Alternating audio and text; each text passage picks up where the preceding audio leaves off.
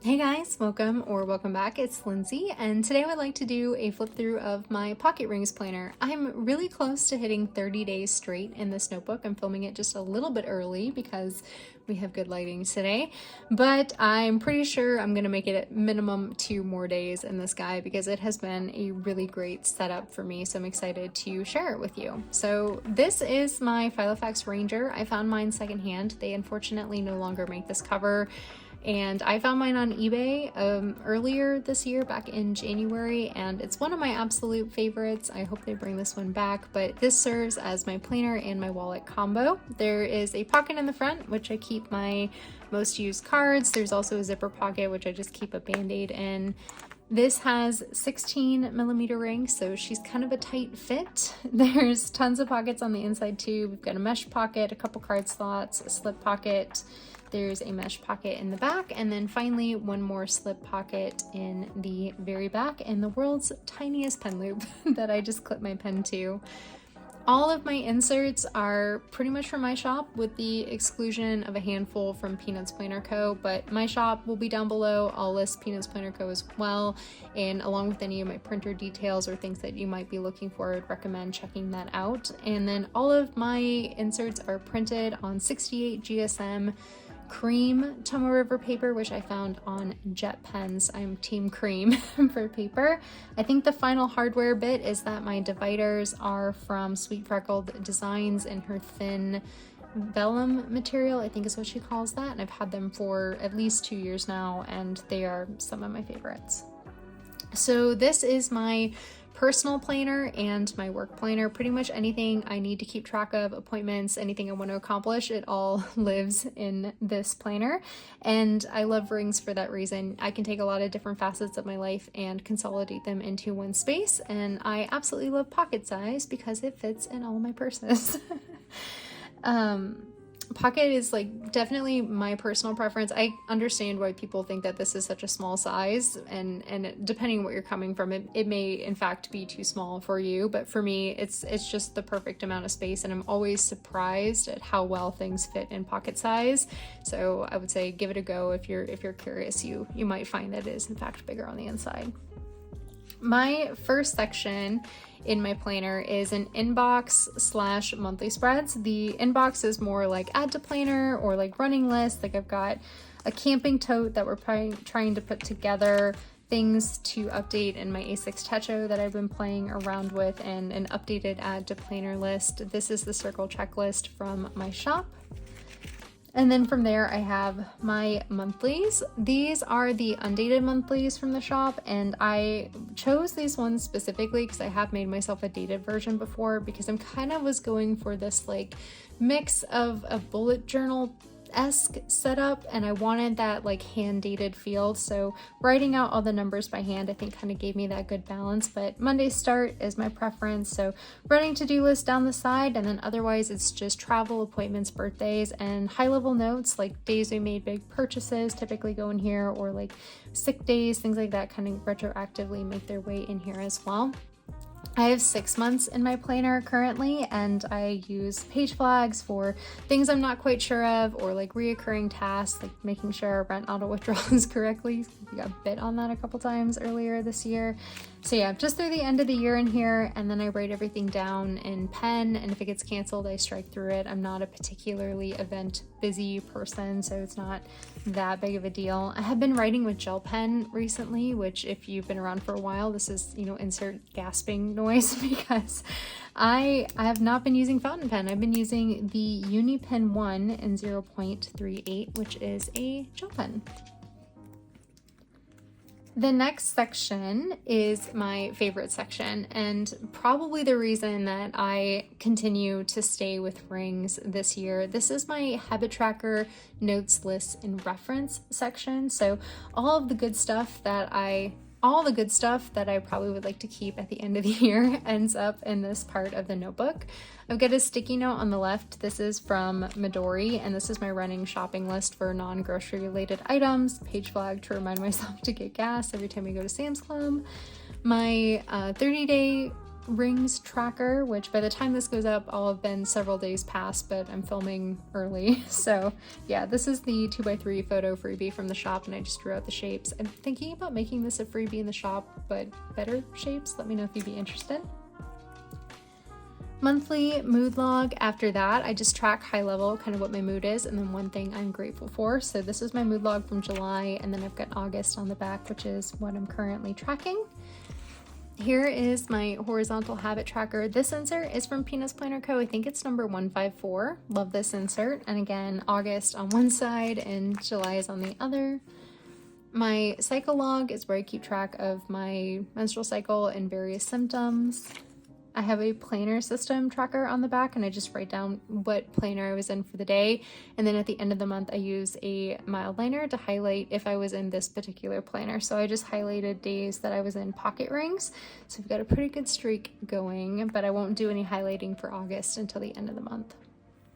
This is the annual weekly where I track my workouts. So for the week number, I just do the first letter of whatever I do for movement. And then there's a summary column where I typically put my average weight, but have been a little bit behind on that. This is a DIY version of that where I'm just tracking my miles walked in a particular pair of shoes because I just got a new pair, and I try to replace them every 500-ish miles so that my knees don't start hurting. Have a DIY no spend tracker, and then things in on the back. Another insert from Peanuts Planner Co. This is from her 147 dated yearly bundle, and I'm using some stickers just to track some eating habits. These stickers are the Stalogy 5mm washi dots, and I found mine from Baumkuchen. I have a perpetual calendar that I made myself that I use to track what I've indexed in my archive, so just high level what I journaled about so that I can reference that versus having to actually reach for my archive to then flip through it and see that information. So I can kind of be like, okay, did I write that down? Yes or no? And then reach for it if yes. Body measurements from Peanuts Planner Co. once again. And then this is her date specific task insert, which I use to track my reoccurring weekly chores. Been liking that. Next is the adulting log, and these are things that are non-automated things that I need to do on a monthly, quarterly, or annual basis. So this could be like washing my mattress pad, to when did we last get an oil change, to when did we do our 2024 Roth distribution. That type of stuff is all in here and easy to reference. And then I have this tabbed off so I can get to it pretty quickly. This is the Midori index clip, and I've been using the same set for multiple years. I really like them and would recommend them. This index clip marks my finance subsection. I do keep track of all my finances digitally. We use YNAB, you need a budget, but some things I just do better with on paper. So I have a spending and package tracker combo from the shop, which I use to track my own personal fund money. So it's just purchase, description, money in or money out, my current balance, an X if it's shipped, and an X once I receive that package.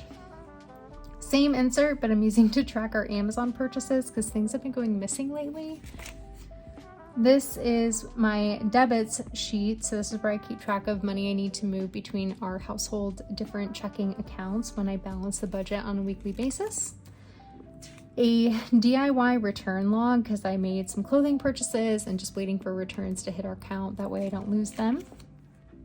A wish list for things that I personally want. I've been crossing a lot of things off lately, which has been a good sign. And then if I end up purchasing it, I do an X and then I highlight it later just to indicate that I did end up getting that item. Gift ideas for my family members. And then my reference sheet. So this is basically something new I'm trying. So if I index something or I write down something of importance that I want to find again, I typically will transfer that into my archive and then index it in my archive. But I was kind of like, why don't I just consolidate that and have it on like a handful of sheets in my ring? So I'm trying that out, just taking that sort of information that I typically would have indexed and then just adding it to this sheet so that it's all together and in one space, because I think that might be easier to find information at the end of the year anyway. So giving that a go for now. Date night log, I just write down the date and when my husband and I go on a date night, just brief summary of what we did. And then same thing with my call log when I talk to one of my friends, because we're pretty sporadic. I just like to write down, what was the gist of the conversation. And then I have a lake log because we just relocated to Minnesota and we have paddle boards. So every time we take them to a different lake, I just write down the date and what the lake was, just for fun.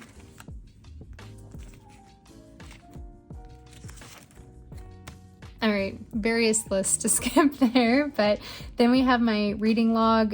It's pretty much all fan fiction on the front side, and then physical books on the back, and then notes for Crescent City because I'm currently working through that series.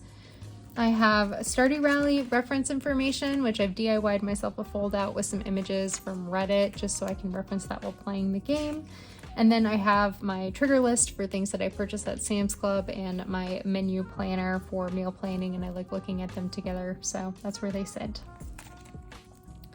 Section number 3 is weeklies and dailies. I am back to my rolling weekly spread, which is probably my favorite thing since April of 2023, but I do have a tracker at the top, a running to-do list. I've got a master, like the whole thing is done, final checklist on the left-hand side, and then on the right-hand side, I can either soft schedule that task or just mark how many days it takes me to complete something. If there is a line that indicates a deadline, an event, and basically just helps me triangulate what date at the top is associated with that particular task. So for example, there was a wedding on Saturday, August 10th, and I see that that's a circle, so that's an event. I put an open circle under there and then I draw a line. So that way I can see that and I pull it into my daily when I set up my daily log. Oh, hold on. I'm falling asleep once again.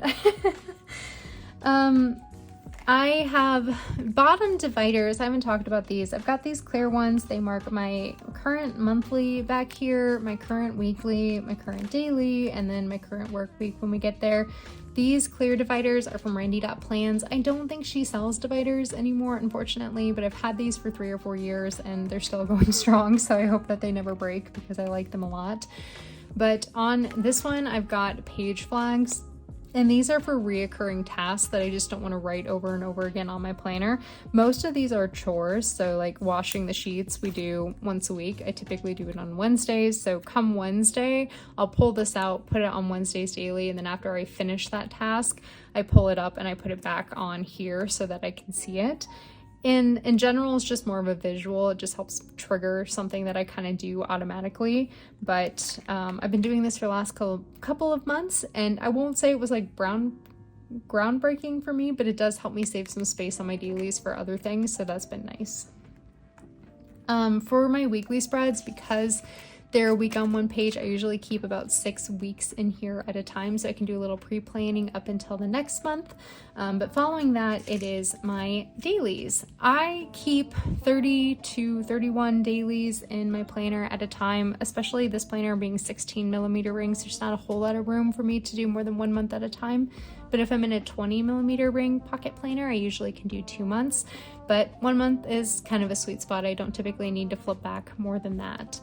The inserts that I am using are the horizontal daily log. So I do my date, running to-do list, and then my notes on the right-hand side. So this is kind of like light level rapid log memory keeping is kind of how I think of it. And then all day events at the top.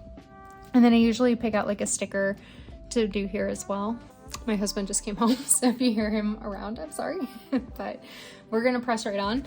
But yeah, so the nice thing about the horizontal daily, especially if you're like a left-handed person, is that the rings typically never get in the way. So you have to kind of flip them each day. So if that bothers you, may not be your vibe, but I do like that the rings never get in the way of what I'm doing. So this is kind of how things have been looking for the last few months. I like to layer. This is again another 2x3 photo freebie. I just did a camping list.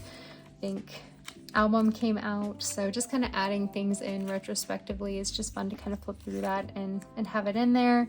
Did an order from Circus Studio earlier last month, so that's in there. This is a vertical half page actually, and I had such a busy day that it was like I need to time block, so I just popped that in and did a little DIY time block situation. And yeah, so my dailies are typically a little bit messier. I'm just kind of pen to paper, whatever it is I need. And then from here, I'll reference this when I fill out my archive or my daily journal. and then I'll kind of extrapolate or expand on that in the archive, but this is just like the quick and dirty couple things, no full sentences, messy handwriting, the whole shebang all goes in here, and that works out really well for me. And I've been really liking this. I think I might do my vertical dailies versus horizontal next month just to try that back out again and see, because the 16mm rings are small enough where I feel like they don't really get in the way when I'm writing, but these do work out super, super great. I got photos of family members I can't show on the back of that. And then here we are with my current daily, day 28 out of 30. So a couple more days, we're going strong. Section 4 is my work planner, and I've said this several times this year, but I cannot help myself. Putting my work plans in with my personal plans has been the biggest game changer for me this year. I work from home, so I've always looked for like work-life separation, and my work planning is nothing special. It's mostly just running to-do lists. So I do this vertical weekly spread. I get 5 columns, one for each day of my work week, and then one running column at the end of the week. I keep track of my rough hours and then just running to-do lists. Sometimes I need my planner a lot, sometimes I barely touch it, and that's the nice thing, I can kind of just dip in and out of it. I do have an alternate to this. I have a standard size hobonichi weeks, which I find on weeks when I'm traveling for work, I prefer having this separate bound book versus having my rings out and about. So I like having the option, and probably will pick up another work weeks for next year just to continue that, especially because I have a lot of travel coming up for next year. But having work in here was really nice. It just sort of eliminated that barrier to entry. Like a lot of times I dread pulling out my work planner because don't necessarily love my day job 100%, but by having it in here, I'm at least likely to at least flick to the spread because I love having my planner open, and I found I just knocked out a lot of the little stuff, which helped me just in general balance my work tasks a lot better. So as you can see, this week I barely needed it. And yeah, so I have I think like 12 weeks in here of these. I find a quarter at a time to be a good amount of going back and finding old history to being able to kind of future plan or put down deadlines into the future. So very, very basic rudimentary to-do list, but I do enjoy having them in my planner for that reason. I have a ruler from Filofax, which takes me just to some blank grid paper that I've got, and I use these for lists, notes, and I was doing my morning pages in here in Dear Diary journaling as well, but I've sort of hit a point in the year where I'm recognizing that I don't necessarily want to archive my journaling in with my daily pages. I'm kind of keeping all my ring pages for now because I would just like to do like a really big end of year ring planner year flip. But my Dear Diary stuff, I don't necessarily want to keep in that same archive binder, but I do kind of want to keep it. So I've recently moved my Dear Diary journaling out of these pages. So this is more like brain dump, listing, figuring out ideas. Once I figure out what I'm doing with that idea, I move it somewhere else in my planner and then get rid of the piece of paper. But this takes me back to that. So if I need it and I don't have something else accessible, this takes me to that section. But what I've replaced my Dear Diary journaling with is a field note. I have several of these at home, and I just was thinking, like, you know what, I would like to keep my morning pages in Dear Diary thoughts. I don't think I'll flip through them, so I didn't want to put them in anything too fancy, too nice, too expensive. And the field notes are pretty accessible. They're an easy notebook. I know what to expect with them, 5mm grid. So I've been doing this. This is actually my second one that I filled up since I made the decision to kind of make that flip. And so far, I'm really liking this. So I'm hoping to have a shoebox full of just thoughts and ideas and lists and notes. And then at the end of the year, if I decide I want to keep them, great. They're in little contained notebooks that can be archived together. Or if I want to toss them all, I can cathartically burn them or something. But that's been the newest development lately. And I just keep that tucked in the back and it doesn't really fall out. And that's been pretty good for me. So final divider is lindseyscribbles / my sketchbook, and there's a lot of various things in here, just some ideas for some videos. I've got dimension reference for when I make inserts for the shop, an attempt at a content planner, which has not been working, ideas for a cover, slowly adding A4 sized files to all my listings. So this is just where I'm keeping track of that. things to design, and then my sketchbook. The paper I'm using for the sketchbook is Midori MD cream paper. I just cut it down to pocket size. Some of my absolute favorite paper, and then this is what August Patreon doodles started out as, and then here is how they finished. I like to print out the digital version so I can kind of see like the transformation. I like these, they were fun. But we gotta start on September here soon. So I just keep like 4 or 5 pages in here, a piece of blotting paper, because occasionally I do use my fountain pens. I have a Hobonichi Weeks pencil board that I cut down, punched, and slit, which I kind of just use as a page lifter, just keeps the paper from getting damaged or kind of falling under the rings a little bit, and it's a nice little straight edge when I need it. And in the back, we always have a Pokemon card. We're currently using Umbreon. And that, more or less, is my updated pocket planner. I've really been liking it. I'm loving the pocket size. I'm hoping by the time that this goes live, I'll have cleared 30 days. I'm thinking about making myself like a 90-day tracker. Maybe try that next. I thought about going straight for 100, but that feels like a big commitment. Let me know what you think. Should I do 90 days? Should I do 100 days? Or maybe we back it way up and just go for 60 or something. But anyway, if you guys have any questions about anything, let me know down below. I'll try and list out all the products down in the description bar for you, so definitely check that out as well. But if you made it this long, thank you so much for being here, and I will see you next week.